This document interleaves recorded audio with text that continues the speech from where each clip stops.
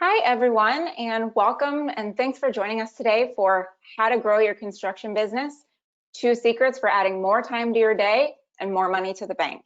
I'm Amanda Wolfe, Content Marketing Manager here at Stack. I'm joined today by Jesse Weissburg, Chief Commercial Officer at Build. And we also have a special guest with us, Lawrence Butler, Founder and CEO of Bespoke Construction Management. We are really excited to discuss solutions for helping you to be more strategic and grow your business. First, just a few housekeeping items to let you know about. So if you do have questions throughout the webinar, feel free to type those into the control panel. And if we have some time at the end, we'll answer those, or we'll be sure to follow up with you afterward. And just so you know, the webinar is being recorded and you'll receive a copy of the presentation in about 24 hours or so. So let's get started. So you want to grow and scale your business. And when you're ready for this step, the biggest things you really need are time and money, and don't we all? But really, it's about giving yourself breathing room. So you need time to make strategic decisions and space to order materials without having all the cash up front. So I'm going to kick us off with a little bit of information about Stack. We are the industry's leading cloud-based software solution for pre-construction professionals. We provide a centralized hub where plans, specs, and other construction documents can be stored, evaluated, measured, and shared with internal and external project stakeholders. Stack delivers intuitive and innovative solutions for thousands of subcontractors, general contractors, suppliers, and manufacturers to ultimately improve project outcomes and profitability. And our solution really powers seamless plan and document management as well, real-time collaboration, and a more efficient digital takeoff and estimating process. It really helps pre-construction teams gain visibility, insight, and alignment throughout the bid process. So in our work with so many contractors, there are certain obstacles that we see come up time and time again. The issue of being unable to keep up with bid deadlines causes great jobs to slip through even the best contractors' fingers. When you're so pressed for time that you're submitting proposals down to the wire, or you're missing those deadlines altogether, you're not able to present your best work, or even worse, you're doing that pre-construction work, but nothing's coming of it if you can't get it out the door in time. And it's not that contractors aren't skilled at estimating at all. It's just the processes that they have in place often take too long and are too complicated for the higher volume or more complex projects they need to bid in order to grow. So case in point, think about how much time rework takes out of your day. If you're doing takeoffs and manually entering that data into Excel to create an estimate, and then you're pulling it into a proposal template somewhere else, that might work if you're only bidding a few jobs a year, but once you try to grow, that process really starts to hold you back. So with that kind of data entry happening in a rush, you also run into the issue of human error causing inaccuracies. So you might skip a line, you might enter a decimal point in the wrong place and throw off an entire estimate, which really ends up taking even more time as you go back over it and try to find where that mistake is and fix it. So finally, communication among teams also gets more complicated the more you grow, of course. So with an estimating team of just 1 or even 2, it's not such a problem. But as your team starts to grow, not collaborating properly can really set you back too. So you might have estimators redoing work that someone else has done, or they might even be bidding on the same jobs at the same time without knowing it. The solution to the lack of time is a cloud-based pre-construction platform like Stack. So if you're currently doing takeoffs manually with printed blueprints, switching to cloud software is going to make your process probably about 10 times faster than it has been. And even if you use a desktop software right now, moving to a web-based tool is going to be extremely beneficial. A cleaner, more user-friendly interface just means you can move faster and get more work done. And the cloud also gives you a single source of truth for your data. I think we can all relate to spending more time than we'd like looking for files and information. You might even, leave important documents on your work computer, and then suddenly you need to make some changes from home or when you're working out in the field. Cloud software prevents those issues by storing all your project data in one place in the cloud, accessible from anywhere. And you can use cloud pre-construction software to perform takeoffs, create detailed estimates directly from your measurements, and even generate bid-ready professional proposals, all in the same place without manual data entry or any rework. So you're saving that time, and you're also avoiding the human error that takes time to correct and can cost you the job. And finally, the cloud makes team collaboration seamless. So as you grow, this becomes more and more important. So you might have, say, senior and junior estimators in the software working on the same project. The cloud makes it easier to check each other's work. You might even decide it's time to open another branch, maybe across town or in another city or state. And having your estimating team have access to takeoff data in the cloud means your employees can work together effectively no matter where they're located. So far, we've talked about the specific workflow improvements that a cloud platform can bring, and those are extremely important, but I also want to make sure we cover how it can really change your entire business model to be a more proactive one. So when you speed up takeoffs, which seems like such a small thing, you're really giving your team that space to slow down and think critically. So when they're not rushing to submit bids at the last minute and just beat the clock, they can examine the available projects more closely, choose the best fits to bid on, and focus their attention there. They can also look farther ahead to upcoming projects and plan out their calendars accordingly. Even, they might go so far as to get information in the design stage or reach out in advance to owners or GCs who they know are going to be bidding on a project. They can even start looking back. So conducting project reviews to see how actuals compared to budgeted across all areas of a job. You can use past project data to start to really analyze where you might be over or underestimating on materials or labor, where you can really tighten up your estimates going forward. So you might start to see trends on types of projects that are especially profitable for your company, and you can really narrow down and focus on those. So making this extra time for strategy and planning is what sets the best contractors apart. Once you're consistently bidding efficiently and accurately, you can step back and examine your going rate, think about increasing prices in certain markets, or maybe you want to go after bigger, more lucrative projects than you've been able to in the past. So in essence, saving time is really about making those strategic decisions to grow your business. And that's just one part of it. The other, of course, is where do you get the money to finance those bigger projects? And that's where Build comes in. So I'm going to turn it over now to Jesse Weissburg, Chief Commercial Officer at Build. Yeah, thank you, Amanda. And while Amanda is handing over the presentation over to me, I'll go ahead and kick this off. So just a little bit about who we are over at Build. Actually, give me 1 second here. All right.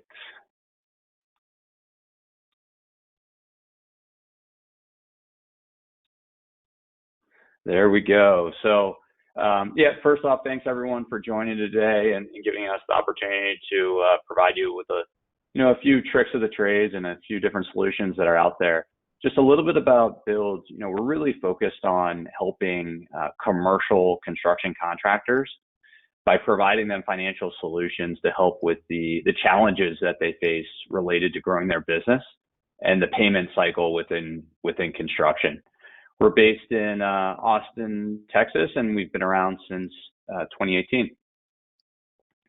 So as I'm sure everyone on the phone is likely aware, the cash flow challenge that contractors face, it's really unique to the construction industry. 84 days, there was a study that was done by PricewaterhouseCoopers in 2018. On average, it takes about 84 days for commercial contractors to receive payment from the point where they're starting their work to completing the work. And if you think about it, it's a very inefficient process, right? I mean, you have the sub who's going to, perform the work, submit the pay app. The GC has to review the pay app. They have to collect all the pay apps. then approve them, submit them to the property owner, who then is, reaching out to their bank for the financing. The bank has to approve, and then that information has to cascade back down.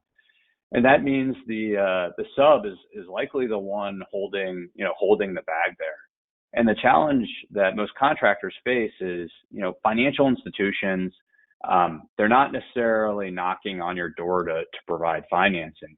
And one of the reasons, why is a long payment cycle. They're typically providing, short-term lines of credit and so forth to different types of companies that have a much shorter cycle as it relates to turning over their cash. So what are a few of the obstacles that you guys face related to your finances? Well, first and foremost, and we've already mentioned this, there's a pretty large gap between when you complete your work and when you actually get paid by the GC. And the challenge is it's really unknown, right? If you knew it was going to be a certain number of days on every project, then you could game plan for that. But sometimes it's 15, 30 days, and other times it's 120 days. And it's really difficult to run your business with this uncertainty. Supplier terms, they're a great solution if you have the cash to pay off the purchase once those terms are up. So let's say you have 30, maybe 45 days, 60 days in rare occurrences. Well, we just talked about how the gap in the payment cycle is about 84 days. So after the net 30, net 45 days, you're still going to have to fund that gap out of cash flow or some other financing vehicle. So it's not really right sized for the need. In theory, a line of credit from a bank would be the perfect solution. But, prior to COVID, banks were not really bullish on providing, different financing tools to contractors. And I can say that firsthand. I used to work at Bank of America. Please don't hold that against me. But in the environment we find ourselves now, they're definitely even more so conservative. And as a contractor, you're constantly bidding on projects. I mean, it's not easy to win a bid. And then once you win the bid, you have to track down, okay, where is the cash coming from project to project? Do I have the cash to purchase the materials for this upcoming project? And it can really hinder your growth. So let's talk about a few of the different options that are out there. Invoice factoring, in theory, it's a great tool. There are a few negatives associated with factoring. One is, in order to reach the point where you've performed the work and you have an invoice where you can receive an advancement on that invoice, you obviously have to pay for the materials. So if you don't have the cash up front to pay for the materials, then you can't perform the work, and then factoring really isn't available. So that's tough. But typically with factoring, once you have a pay app that's been approved, a factoring company will approve anywhere from 70 to 85% advance rate on that pay app. But the other challenge here is they typically want to insert themselves between you and the GC and handle all the communication and repayment directly from the GC, which can put a little bit of strain on the relationship between you and your general contractor. We already talked about lines of credit. If you can get approved by a bank for a line of credit, this is definitely going to be your cheapest cost of capital. It's really meant to help with exactly that, working capital, as it relates to materials, labor, overhead associated with the project. This is definitely, I would say, the cheapest option out there. It's also going to have the most covenants associated with it. They want to put a lien on your business, and it will restrict your ability to take on other types of financing. Equipment financing, again, we talk about right size type of financing. Equipment financing, if you're going to be buying any type of heavy machinery, this is definitely the route you want to go, whether it's leasing or purchasing. You want to line up the expected life of the asset. In this sense, it's, the equipment with the term of the loan. So typically equipment financing, 3, 5, 7 years, depending on the equipment. So you can really amortize that over the life of the asset. Credit cards are great. The challenge is people misuse their credit cards and drive up high balances. Credit cards really should be used for day-to-day purchases. You know, if your crew needs to quickly buy some materials, but they really shouldn't be using credit cards for, you know, $10, $20, $50,000 purchases, because that can eat up your entire line. And then what happens when you are in a cash crunch? You know, you really need that availability, and it really should be super short term. It shouldn't be for project-based type of purchases that are larger. And then, you know, supplier terms, we already touched on those. I mean, they really are a type of financing in a way, even though it might not feel like it. If you weren't to use supplier terms, often, you know, you can negotiate a cash discount for materials. And then lastly, and this is the space that we play in today, is material financing. And, you know, material financing it's pretty straightforward. You know, if you have a project where you need to purchase, I'll call it $30,000 worth of materials, rather than pay cash or on supplier terms, you work with someone like Build, who will step in and pay your supplier directly, and then provide you, you know, 3 or 4 months to pay off the purchase. So, you know, financing, it can get a little bit of a negative rap, and that has to do with the fact that, again, finance lenders aren't necessarily knocking on subcontractors' doors to provide them access to debt.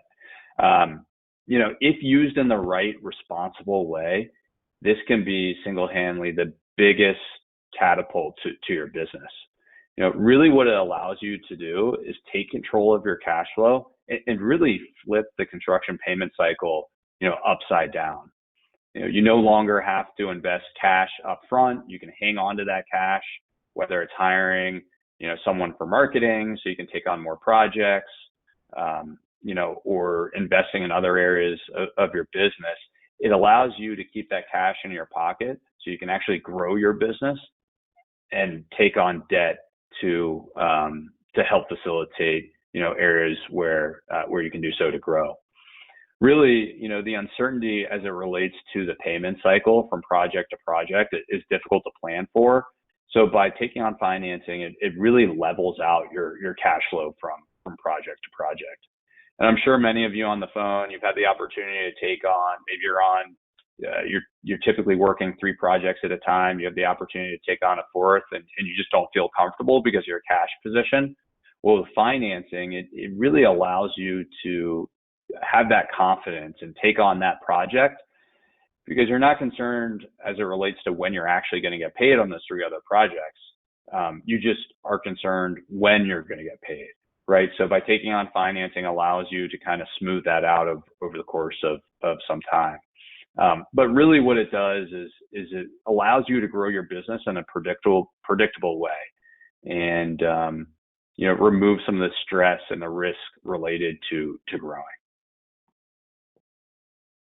Just a quick overview on material financing and specifically Build, since a lot of folks on the phone probably aren't familiar with it.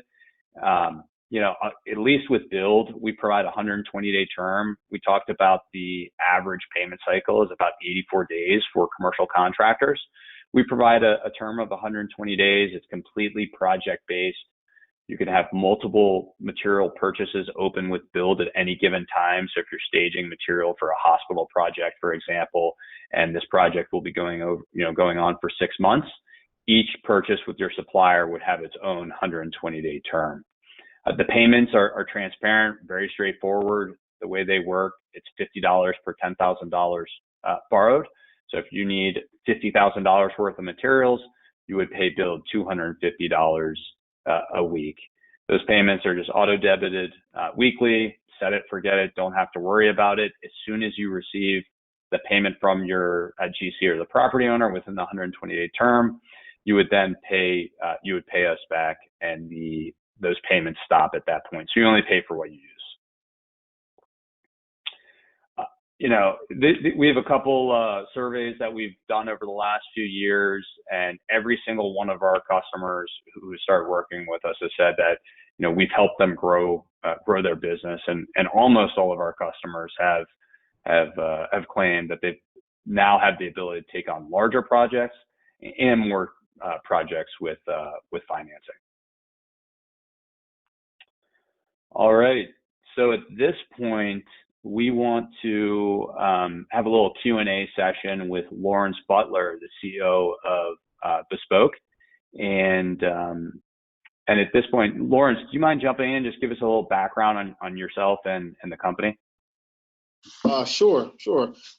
So background on myself, I am a construction manager, graduate of Florida A&M University. Been in the industry for a little over 20 years now, working for real estate owners as well as our general contractors. And in 2016, I made the decision to start my own company. We started initially working on residential projects here locally in South Florida, focusing on the Dade and Broward County markets. And from there, we grew to probably just shy of about $500,000 in revenue, just doing strictly residential projects. We have 5 employees, including myself, a project manager, and 3 carpenters.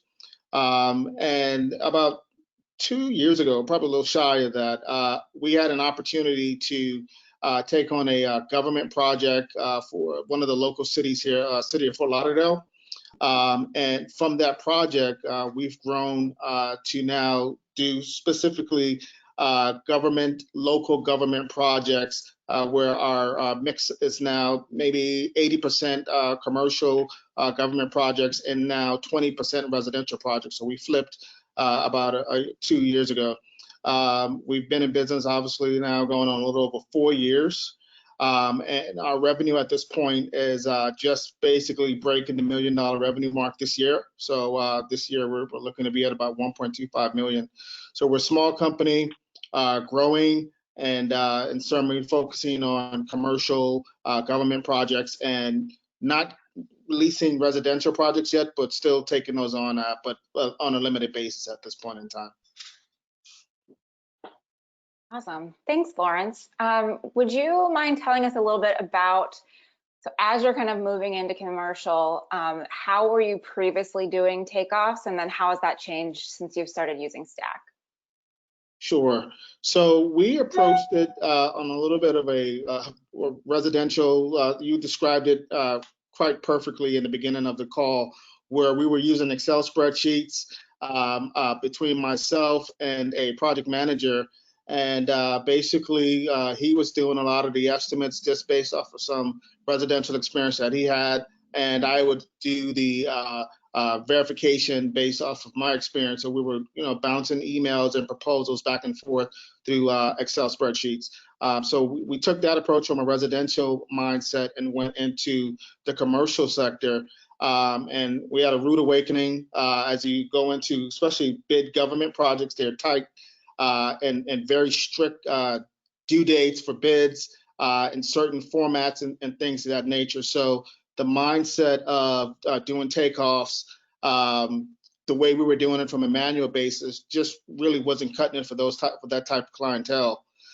So I somehow got insight into Stack. Number one, I am a Apple product user, so the fact that Stack is cloud-based was very beneficial because a lot of the other takeoff software required some type of a local hardware software as far as Excel and whatnot, and I just wasn't really ready to commit to that type of software investment. So Stack came about, cloud-based. It allowed myself as an Apple user and my project manager, who may have been a Microsoft user, to basically be able to talk and look at the same platform from a cloud base. And with that, we were able to use a lot of the takeoff tools within Stack to both look at the same set of plans, make sure that we're getting the correct amount of measurements, and as a point of coordination, so that we're measuring when we have bids that are due, who's taking responsibility for what. So now when the bid is due, we know exactly what is our coverage, what do we take off, and so on and so forth, and really be better prepared for that strict bid due date that came about for these government projects. Awesome, thanks. That's